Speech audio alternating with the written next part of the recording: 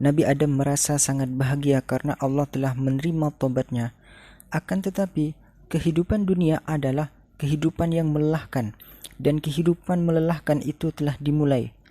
Jika sebelumnya, ketika masih di surga, Nabi Adam dan Siti Hawa tidak pernah mengenal yang namanya lapar dan dahaga, maka di bumi, lapar dan dahaga adalah naluri perut manusia.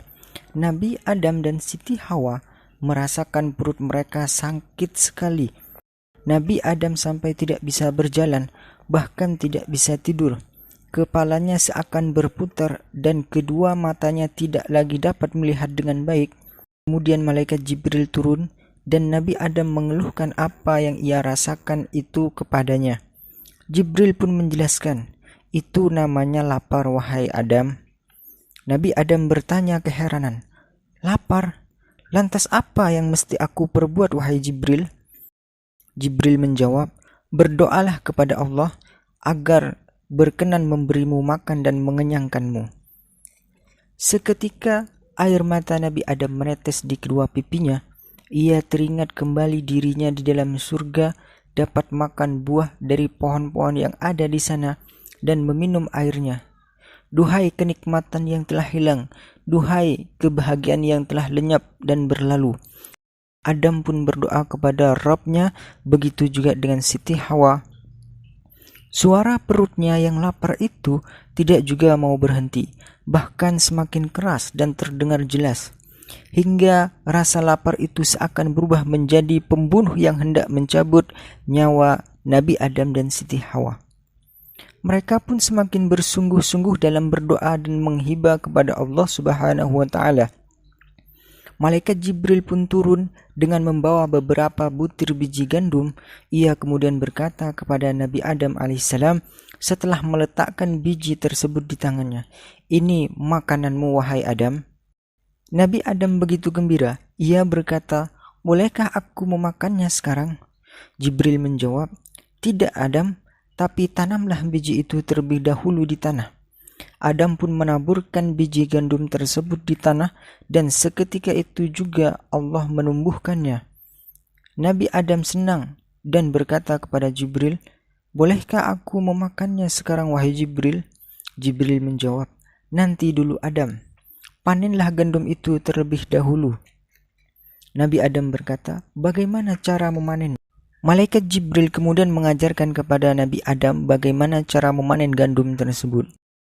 Nabi Adam pun memanen biji gandum tersebut, sementara rasa lapar seakan hendak membunuhnya. Tapi tidak ada cara lain baginya selain melakukan apa yang diperintahkan oleh malaikat Jibril. Nabi Adam melihat Siti Hawa yang menangis menahan rasa lapar, maka ia pun semakin keras dalam bekerja sehingga berhasil menyelesaikan pekerjaannya memanen gandum tersebut.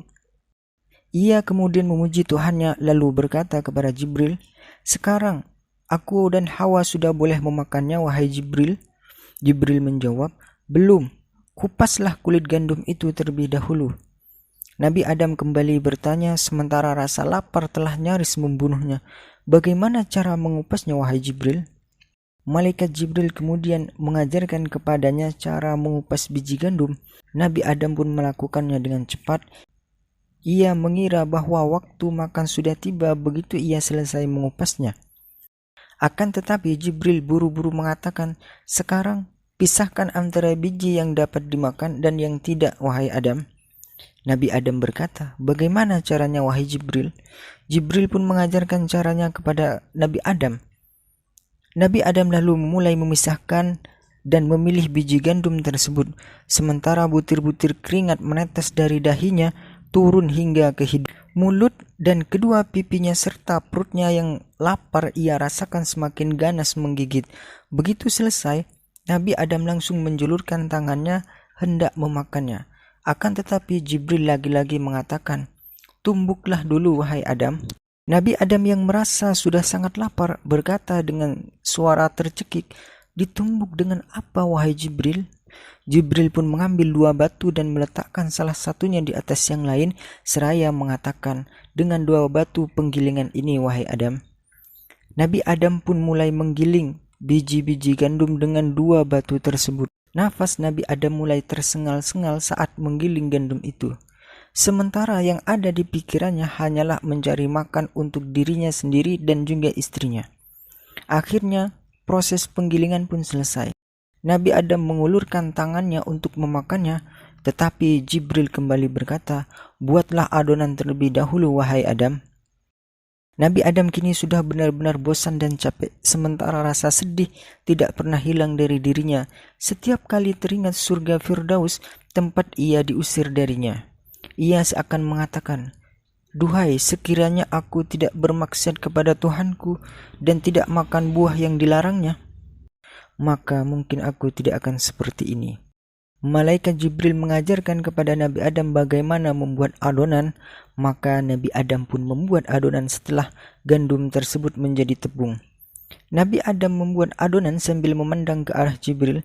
Jibril pun berkata kepadanya, "Setelah kau buat adonan itu, buatlah roti agar dapat kamu makan."